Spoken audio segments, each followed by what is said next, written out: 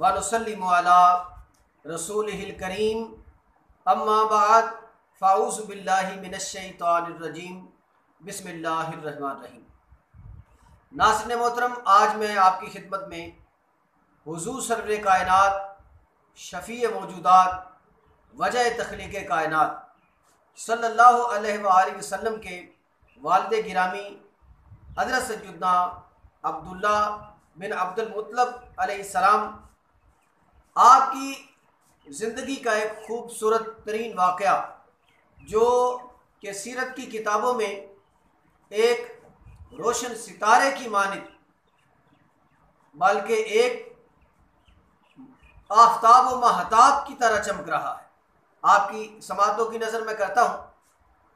یہ واقعہ جو ہے، اس کے بعد حضرت سیدنا عبداللہ علیہ السلام یعنی حضور سرور کائنات صلی اللہ علیہ وسلم کے والد ماجد کی شہرت کا جو نگارہ ہے یہ پورے عرب میں بج گیا، اور ہر قرب و جوار میں سے لوگ آ کر آپ کو دیکھنا شروع ہو گئے کہ وہ کون شخص ہے، وہ کون شخص ہے جس کی وجہ سے تاریخ کا پانسا پلٹ گیا اور انسانیت کا درجہ اتنا بلند ہو گیا۔ وہ واقعہ اس طرح ہے کہ حضرت سیدنا عبداللہ علیہ السلام، آپ کے والد ماجد حضرت سیدنا عبد المطلب علیہ السلام، آپ کو خواب میں چاہ زمزم یعنی آب زمزم جو ہے یہ بالکل بند ہو چکا تھا،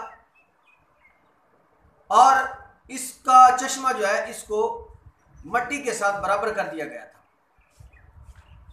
اب آپ کو خواب میں یہ دکھایا گیا کہ آپ آب زمزم کا چشمہ جو ہے اسے دوبارہ کھدائی کریں اور دوبارہ اسے جاری کریں۔ آپ نے اللہ کی طرف سے یہ عنایت، سعادت، کرم، مہربانی سمجھا، اسے ایک بشارت سمجھا، اور آپ نے جہاں پر خواب میں دکھایا گیا وہاں سے آپ نے چشمے کی کھدائی شروع کر دی۔ وہ نہیں ملا۔ کافی کوشش کے بعد پھر آپ نے ایک منت مان لی کہ اے اللہ، اگر یہ عظیم سعادت تو میرے نصیب میں کرے، اور اگر تو نے مجھے 10 بیٹے دیے تو میں منت مانتا ہوں کہ میں ایک بیٹے کو اس خوشی میں ذبح کر دوں گا، قربان کر دوں گا۔ یہ بہت بڑی بات تھی۔ اللہ نے آپ کو چشمہ کھودنے کی سعادت نصیب بھی فرمائی، چشمے کی کھدائی ہو گئی، اور اس کے بعد اللہ نے آپ کو 10 بیٹے عطا فرمائے، اور جب وہ سن بلوغت کو پہنچے تو آپ نے ایک دن خواب دیکھا کہ میں اپنے کوئی آواز آ رہی تھی کہ اللہ کی راہ میں قربانی پیش کرو۔ وہ واقعہ یہاں سے اب میں آپ کی خدمت میں تاریخ کے الفاظ میں بنوان پیش کرتا ہوں۔ اور جس وقت آپ نے یہ خواب دیکھا کہ کوئی قربانی پیش کرو تو آپ نے قربانی کے طور پر ایک بکرا، دمبا، کوئی مینڈا ذبح کر دیا۔ اگلے دن خواب آیا کہ اس سے بڑی قربانی پیش کرو، آپ نے ایک گائے ذبح کر دی۔ اگلے دن پھر خواب آیا اس سے بڑی قربانی پیش کرو، تو آپ یعنی حضرت سیدنا عبد المطلب علیہ السلام نے آپ نے ایک اونٹ ذبح کر دیا۔ اب اگلے دن آپ کو واضح الفاظ میں یہ بتایا گیا کہ اونٹ ذبح نہیں کرنے، بلکہ آپ جو ہیں اپنے بیٹے کو ذبح کریں، جو کہ آپ نے منت مانی تھی کہ 10 بیٹے میرے اگر سن بلوغت کو پہنچی، اللہ نے عطا کیے، تو میں آب زمزم کی کھدائی کی خوشی میں آپ نے منت مانی تھی، اور وہ آپ کوئی بیٹا ذبح کرے۔ اب آپ نے اپنے بیٹوں کو بلایا اور ان کو اپنے خواب کے بارے میں بتایا۔ جب آپ نے بتایا تو آپ کے تمام بیٹے جو تھے اتنے سعادت مند اور اتنے سلیقہ شعار اور اتنے تابع دار کہ انہوں نے کسی نے بھی انکار نہیں کیا، سب نے اقرار کیا کہ جی ہماری جانیں آپ کے حکم پر قربان۔ حضرت سیدنا عبد المطلب نے اپنے بیٹوں کی اطاعت شعاری، ان کی فرما برداری ان کی سعادت مندی کو دیکھا تو آپ نہایت خوش ہوئے، اور آپ نے فرمایا کہ اس طرح نہیں، کسی ایک کو پکڑ کر ذبح نہیں کروں گا، 10 کے نام پر قرعہ ڈالیں گے، پرچیاں ڈالیں گے، اب جس کے نام کی پرچی نکل آئے گی اس کو ذبح کیا جائے گا۔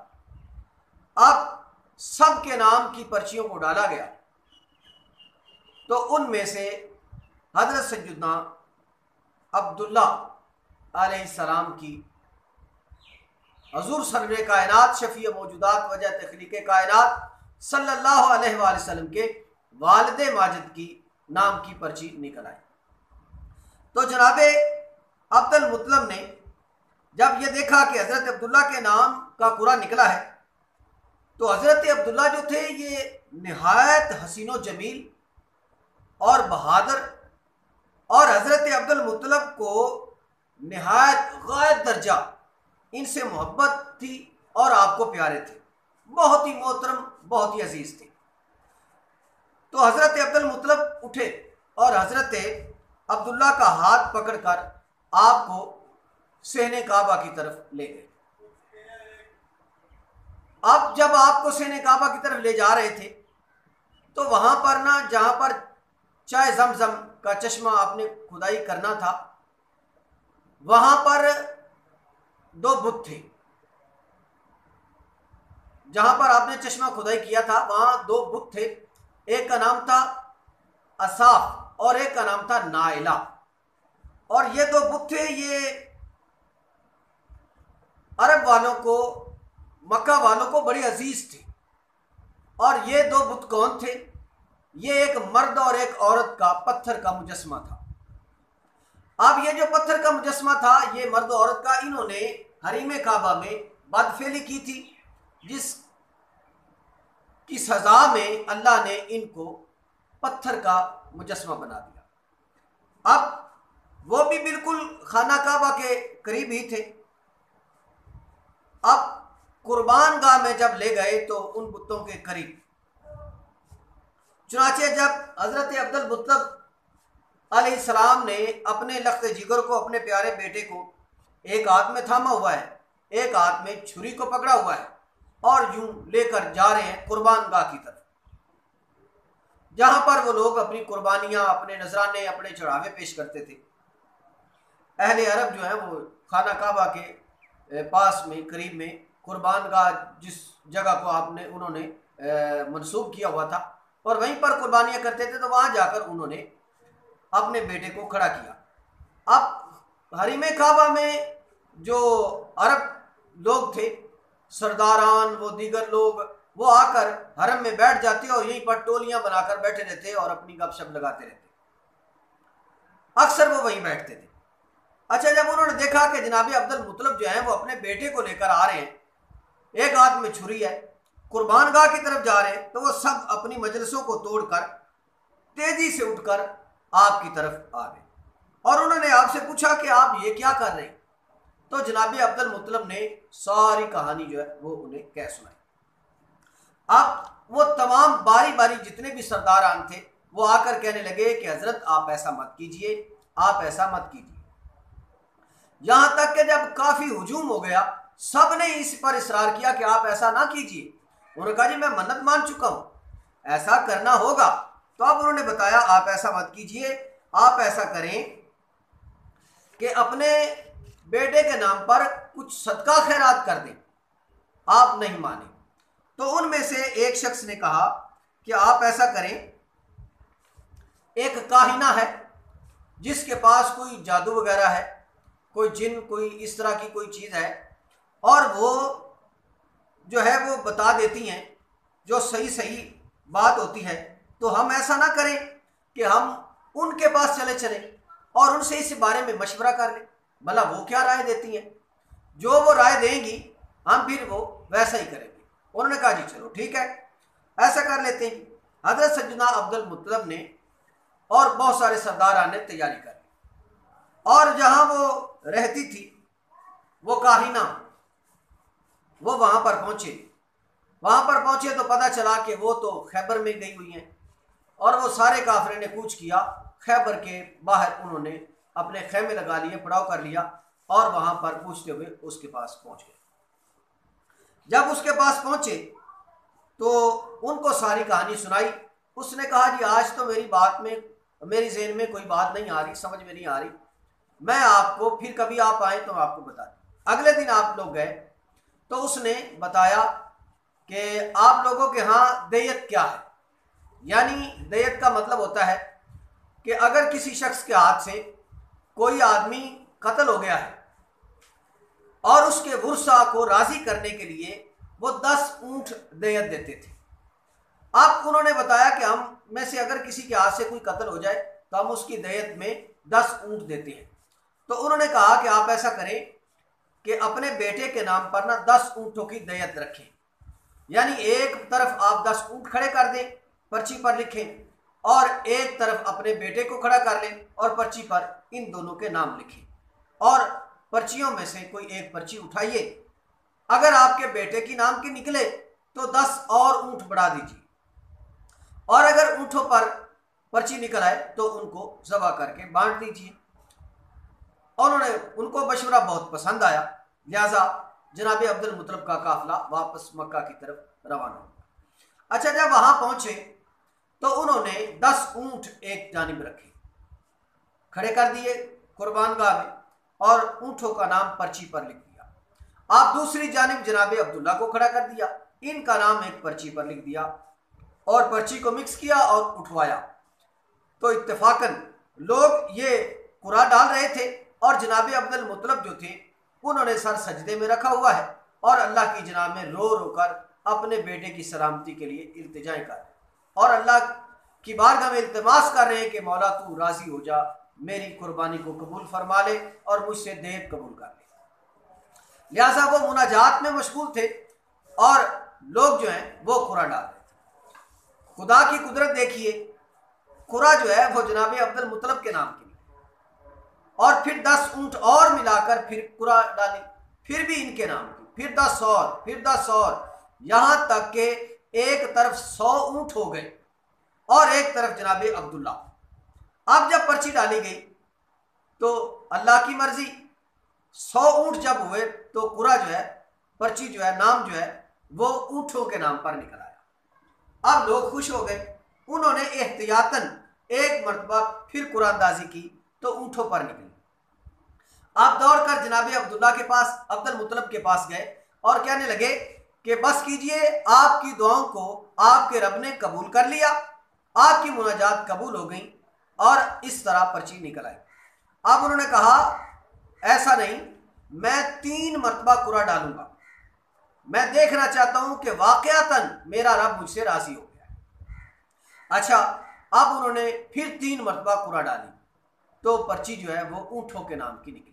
اب وہ خوش ہو گئے کہ میرا رب جو ہے وہ مجھ سے راضی ہو گیا۔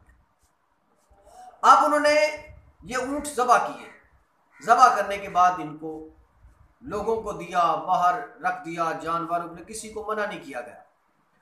اب یہ بات بھی آپ قابل غور ہے کہ 100 اونٹ حضور سرور کائنات صلی اللہ علیہ وسلم کے دادا نے ایک طرف کھڑے کر دیے، اگر اور ہوتے تو اور بھی کر لیتے۔ مطلب یہ کہ جو یہ کہا جاتا ہے کہ حضور سرور کائنات صلی اللہ علیہ وسلم کے گھر میں نہ بوری تھی نہ بسترا تھا، یہ بالکل غلط بیانی ہے، یہ جھوٹ ہے، یہ کذب بیانی ہے، بلکہ یہ حضور کی شان پر ایک بہت بڑا حرف چھوڑتے ہیں۔ ایسی شاعری، ایسے شعراء اور ایسے نعت خوان جو پڑھتے ہیں تو ان کی زبان کو بند کیا جائے اور انہیں اس سے منع کیا جائے، سختی کے ساتھ کسی کے سامنے بھی پڑھے تو۔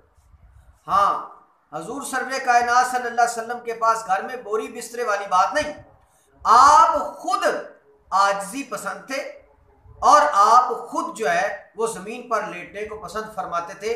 ایسا نہیں تھا کہ آپ کے گھر میں چارپائی نہیں تھی اور آپ کی اتنی وسعت نہیں تھی کہ آپ چارپائی خرید سکتے۔ ارے جو سرور کائنات ہیں جن کے کہنے پر پہاڑ جو ہیں وہ سونا اور چاندی بن سکتے ہیں، وہ پھونک مار کر، اگر کسی کے ہاتھ میں پھونک مارے جناب علی تو وہ ہیرے موتی بن سکتے ہیں، تو بھلا جناب علی جن کے قدم چومتے ہوں گے وہ چاہیں تو کچھ نہیں ہوتا۔ تو بالکل یہ غلط بات ہے، اس طرح کی کوئی بات نہیں ہے۔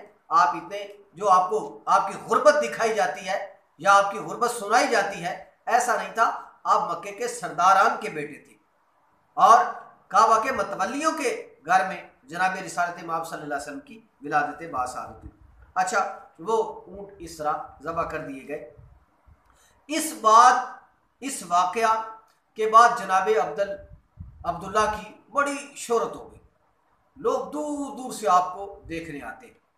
اور ایک عورت جو تھی حضرت سیدنا عبداللہ علیہ السلام کو اس نے دیکھا، وہ کعبہ کے قریب کھڑی تھی اور جناب جا رہے تھے، تو جو اس کی نظر آپ کے چہرہ پر پڑی تو ویسے وہ بڑے خاندان کی تھی اور وہ آپ پر فریفتہ ہو گئی اور اس نے آپ کو آواز دی۔ آپ قریب آئے اور نگاہیں نیچی کیے، اس سے پوچھا کہ کس لیے بلایا ہے؟ اس نے کہا کہ آپ مجھ سے شادی کر لیں۔